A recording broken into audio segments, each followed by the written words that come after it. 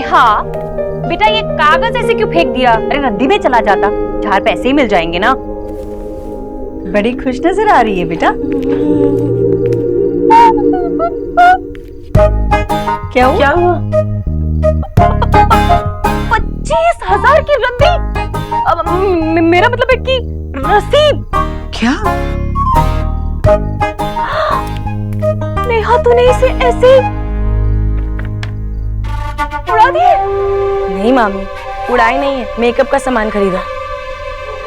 माँ, कल मुझे ना रणवीर से मिलने जाना है, बताओ ना क्या पहनूं? ये वाला या ये वाला? कुछ भी पहन ले। वैसे भी चांद को सजने संवरने की क्या जरूरत है? चांद तो पहले से ही बड़ा चमकता है, सबसे अलग। ओफो माँ, आप छोड़ो। मामी आप बताओ, ये वाला या ये वाला? अरे बेटा, तू तो इस घर की राजकुमारी है। अरे तो वो पिछली दिवाली वाला पुराना सूट पहनकर जाएगी ना उस रणबीर के घर, तो भी उसकी हैसियत से ऊपर ही होगा। हाँ अब देख नेहा बेटा, अपनी मामी की बात का ना बुरा मत मानना। अरे मेरे भी कितने अरमान है तेरी शादी के। पर तू ये बता, तूने उस रणबीर को अपनी सारी शर्तें बता दी है ना? भाभी क्या सुन? ओहो जीजी, अब जो बात है सो है, बात साफ होनी चाहिए। इसकी शर्तें हैं ना कि लड़का अमीर होना चाहिए, इसे लेकर अपने माँ बाप को छोड़कर अलग रहना चाहिए, और बच्चा तक नहीं करना चाहती है ये। रणबीर ने मान ली सारी शर्तें। मामी, अब मेरी कोई शर्त नहीं है। जी, पहले मुझे लगता था कि जब तक पैसा ना हो, सिक्योरिटी ना हो, तब तक मैं खुश नहीं रहूंगी। लेकिन मुझे असली खुशी का मतलब पता ही नहीं था। लेकिन अब मैं जान गई हूँ कि अगर आपका जीवन साथी आपके साथ हो तो आप कोई भी मुश्किल खुशी से पार कर सकते हो। हाँ बेटा, बिल्कुल पार कर सकती हो। जैसे हर रोज लोग निजामुद्दीन पुल पार करते हैं। बस फर्क सिर्फ इतना है कि कुछ लोग एसी गाड़ी में बैठकर आराम से चैन से जाते हैं और कुछ लोग बस के धक्के खाते हुए जाते हैं। एक बात बता, इससे पहले मैंने तेरे लिए जितने भी रिश्ते देखे हैं सब खानदानी, अमीर और अच्छे लड़के थे। अगर तेरे जीवन साथी बनते तो क्या तुझे छोड़कर शाहदरा में बस जाते? रहते तो तेरे साथ ही ना। मामी, अब आप नहीं समझेंगी, मुझे और कुछ नहीं चाहिए, मैं अब खुश हूँ। नेहा बेटा, किताबी खुशी किताब पढ़ के मिले वहीं तक ठीक है, पर जीवन का असल सत्य है ना, पैसा है पैसा। जिसके पास पैसा होता है ना, उसके पास खुशियां दौड़ी दौड़ी आती है। अब ये देख, तेरा भाई है भरने के लिए तेरे लाली लिपस्टिक लिए 25,000 रुपए, पर वो जो तेरा ट्यूशन मास्टर है ना, उसकी पूरे महीने की तनख्वाह भी नहीं होगी 25,000 रुपए। जीजी अब आप ही बताइए, राधा रानी कुछ गलत कह रही है क्या?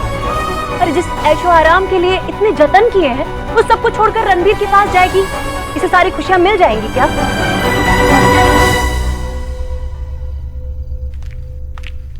सोना तेरा फोन क्यों बंद था? अच्छा क्या क्या हुआ? मुझे सारी डिटेल्स चाहिए। सब तेरी गलती है।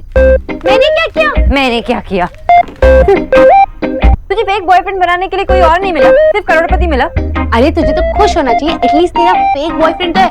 किसी सड़क छापू थोड़ी बना दी। और तुझे पता है मेरी लंबी चेकलिस्ट थी। इनफैक्ट तुम्हारी कुंडली मिलाने के अलावा ना मैंने सब कुछ किया। पता है मुझे आज डेट पे नहीं जाना चाहिए। मैं लाइफ में कभी डेट पे ही नहीं गई, और आज जब गई तो डबल डेट पे गई। तुझे पता है मेरी हालत क्या हुई? मिस्टर दीक्षित जिससे मैं प्यार करती हूँ, वो नताशा के साथ कपल बने बैठे थे। मैं कितनी स्ट्रेस थी। वहाँ के सिजलर में से इतना धुआं नहीं निकल रहा था जितने मेरे दिल से। और मैं स्ट्रेस थी कि कहीं वो फेक बॉयफ्रेंड का राज ना खुल जाए। पहले स्ट्रेस थी, फिर जेलसी, फिर स्ट्रेस थी, फिर जेलसी। मैं पागल हो गई थी अलीना, पागल हो गई थी। और ऊपर से मिस्टर दीक्षित और नताशा के इतने सवाल, मेरे पास कोई जवाब ही नहीं था।